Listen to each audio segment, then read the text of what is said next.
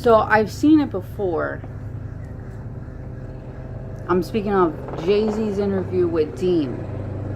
If you haven't seen it yet, I highly recommend everyone to see it. You will learn something. If you're the type of person to learn from others, this is a great video to see. The first time I saw it, I was like, wow. But then sometimes we have to come back around to it for something to really soak in. And so I watched it again this morning, and I realized something. I realized a lot of things. One of them is I'm a lot like him when it comes to wanting to share my entire life through something I'm good at. All right. For him, it's music. For me, it's these videos and writing. I love sharing every aspect of my life. Now, there is a certain part that he was mature enough to realize that I wasn't. And I'm actually remembering it now that he said it. Is that they were like, you're such an open book. What if any was off the books, like that we may not know about yet? And he's like, anything that has to do with another person, if it's a shared truth, meaning it doesn't have to just do with me, there's another person involved, so you have to check and see if they're ready to put that out. And that was something that I overlooked when I was 20 and just starting out as a vlogger and a blogger. And I put a lot of people out there. Now, the people who did crimes like rape, I didn't put their name. I didn't need that problem. You know, like I'm not out to get you. God's gonna deal with you. So I didn't put their name, but I put all the details out. But I did put my family out there. I did put names in that case. Those blogs are all deleted now. Though they were deleted about 1.5 years ago.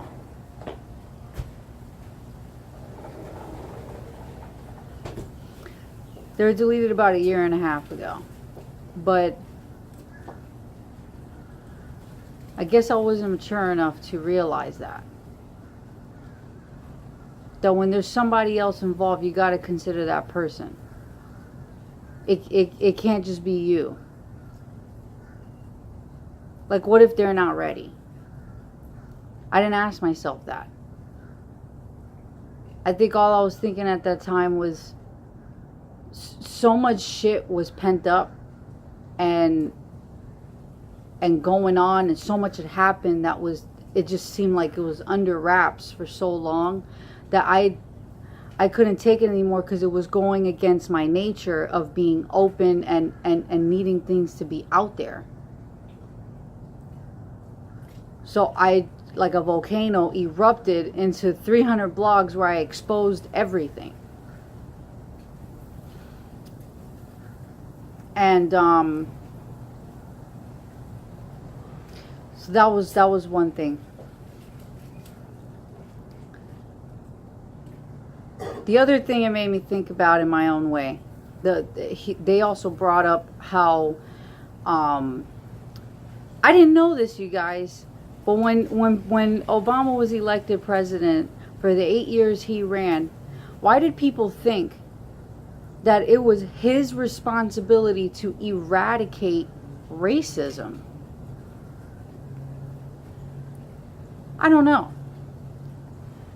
That's one man versus millions of people and 43 presidents who have put that in place over decades.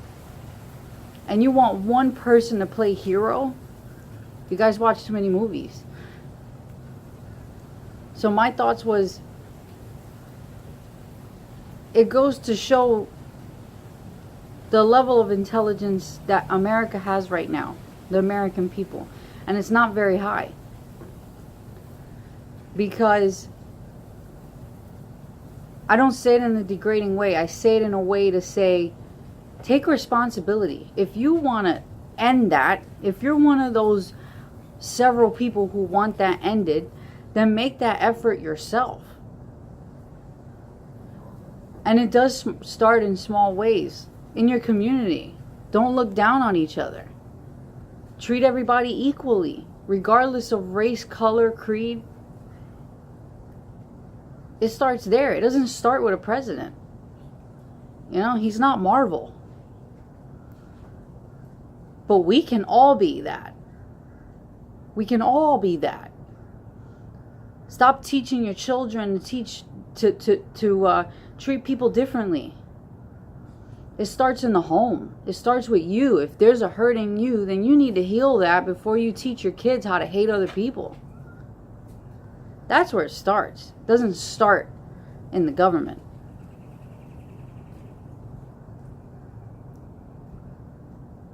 I feel like the people have more power.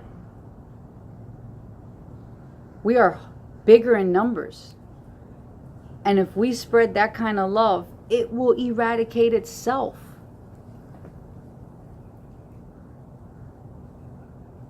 It will.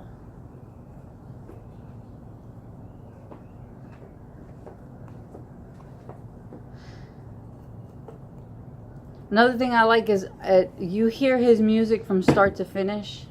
From, not finish, because he's not done. He's still an artist today. You hear from when he first started his mixtape, back when he was still in the beginning stages of his mentality and his consciousness. You can hear the evolving of a person throughout his music. If you listen to the interview that he did with Dean, and then listen to his first mixtape or his first album, you're going to hear two totally different people. Now I say that to say this.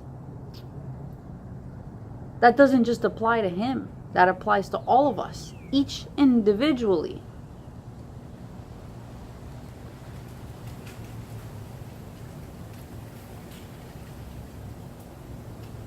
Our evolve depends on us.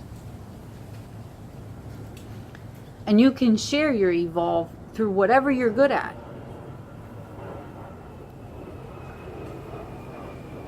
But it really depends on us. He didn't wait for somebody somewhere to tell him how to evolve. He took the experiences that he had and applied them and shared them.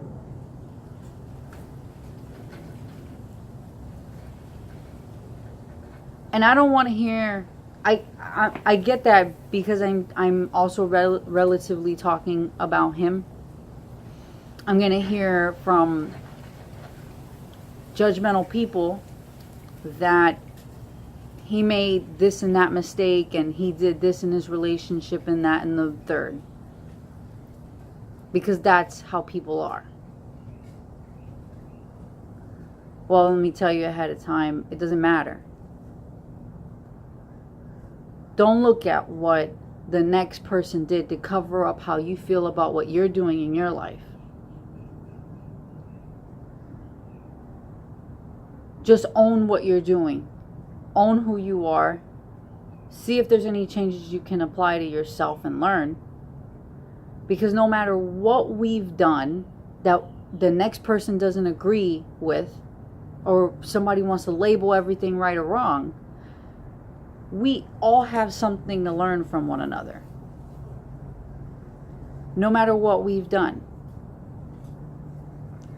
And guys, you guys really got to get over that. Because there is no perfect person. That's what makes us all perfect as a whole. Because you fuck up, I fuck up, then I can tell you about my fuck up. And you could tell me about your fuck up. And we can learn.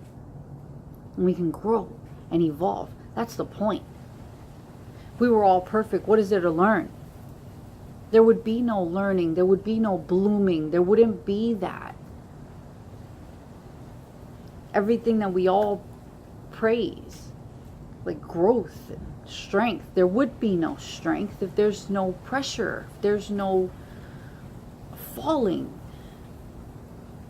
no hard times. There would be none. No growth at all. We would all be the exact same. And quite frankly, like, that would suck. There's no excitement in getting better, improving, evolving, going towards something greater than yourself.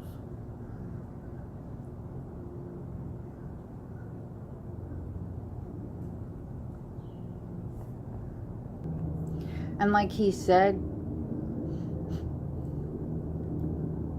about him sharing his whole life and it being who he is. It's not just what he does, it's who he is. And then he feels like that it may be a karmic debt for whatever reason. I feel the same way. I really do. I don't fully understand the reason why I do this. I just know it's who I am. I don't fully understand it though. I don't know where this is going. I don't know why I do it, but I know that I do it. I know that I only know from the responses that it helps people. But when I'm doing it, I don't know that. I do it not just because I wanna, it's just because it's just who I am. And for me, this is my art. Catching candid on video to the world my current state of consciousness, mentality, and thoughts. And putting it in writing. I've been writing since forever. Since way before there was these phones and all this stuff.